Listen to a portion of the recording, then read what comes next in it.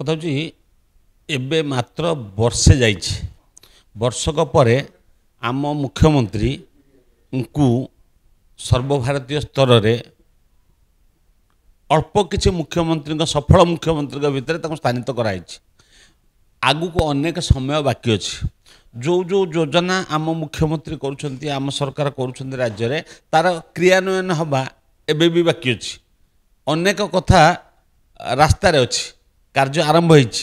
କାର୍ଯ୍ୟର ପରିଣାମ ଯେତେବେଳେ ଆସିବ ଲୋକଙ୍କ ପାଖକୁ, ସେତେବେଳେ ପୁଣି ଦେଖିବେ ଆଙ୍କ ସ୍ଥାନ ଅଷ୍ଟମରେ ନୁହଁ, ଆଉ ଫଟାଫଟ ଉପରକୁ ପୁଣି ଆହୁରି ଉଠିବ।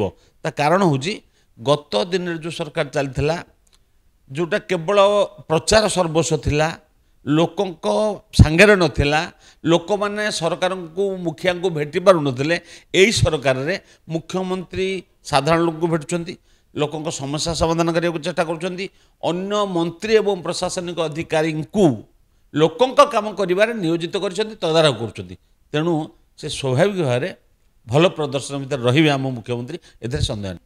ନିଶ୍ଚିତ ଭାବରେ ସରକାର ଯେଉଁ ଯେଉଁ କଥା କରିବାକୁ, ମାନେ ଆପଣ ଦେଖୁଥିବେ ଶିଳ୍ପ ବିଷୟରେ ସମଗ୍ର ବିଶ୍ୱର ଇନଭେଷ୍ଟରମାନଙ୍କୁ ବିଭିନ୍ନ ସ୍ଥାନରେ ଭେଟି ତାଙ୍କ ସାଙ୍ଗରେ କଥାବାର୍ତ୍ତା କରି ଏ ମାନେ କଥା ଆଗେଇ ଚାଲିଛି। ତାର ପରିଣାମ ଆସିବ ଏଇ ବର୍ଷକ ଭିତରେ, କିଛି ପରିଣାମ ଆସିଯିବ, ପୁଣି ଅନ୍ୟ ଗୁଡ଼ାକ ପରେ ପରେ ଆସିବ।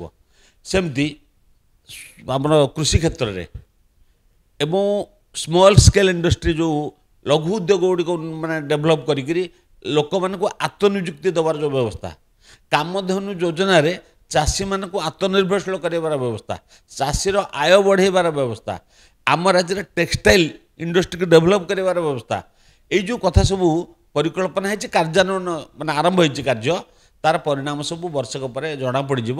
ତେଣୁ ସେତେବେଳକୁ ରେଟିଂ ହେଲା ବେଳକୁ ଆମ ରାଜ୍ୟ ବହୁତ ଆଗରେ ଥିବ। କଥା ହେଉଛି ଦେଖନ୍ତୁ, ଆମ ଭାଷା ଭିତରେ ଆମ ରାଜ୍ୟ ତିଆରି ହେଇଥିଲା 1936 ମସିହାରେ। ତାକୁ 100 ବର୍ଷ ପୁରୁଛି। 100 ବର୍ଷ ପୁରିଲା ବେଳକୁ ଆମେ ଗୋଟେ ଲକ୍ଷ୍ୟ ସ୍ଥିର କରିଛେ ଯେ ଏଇ ଜାଗାରେ ଆମେ ପହଞ୍ଚିବା। ମନେ କରନ୍ତୁ, କାହା ମୁଣ୍ଡ ଉପରେ ଛାତ ସମସ୍ତଙ୍କର ଥିବା ଦରକାର, ସମସ୍ତଙ୍କୁ ସ୍ୱଚ୍ଛ ପାନୀୟ ଜଳ ମିଳୁଥିବା ଦରକାର, ସମସ୍ତଙ୍କ ପରିବେଶ ମାନେ ଆମର ଯେଉଁ ପାଇଖାନା, ବିଜୁଳି, ପିଇବା ପାଣି, ଯେଉଁ ସର୍ବନିମ୍ନ ଆବଶ୍ୟକତା, ଶିକ୍ଷା, ସ୍ୱାସ୍ଥ୍ୟ, ଆକୁ କେତେ ଉନ୍ନତ କରାଇ ପାରିବା। ଯେଉଁ କଥା କୁହାଯାଉଛି ଗାଁ ଲୋକ ସହରକୁ ଆସିବାକୁ ଆଗ୍ରହ କରିବେନି, ଗାଁରେ ମଧ୍ୟ ସହରର ସମସ୍ତ ବ୍ୟବସ୍ଥା ଉପଲବ୍ଧ ହେବ।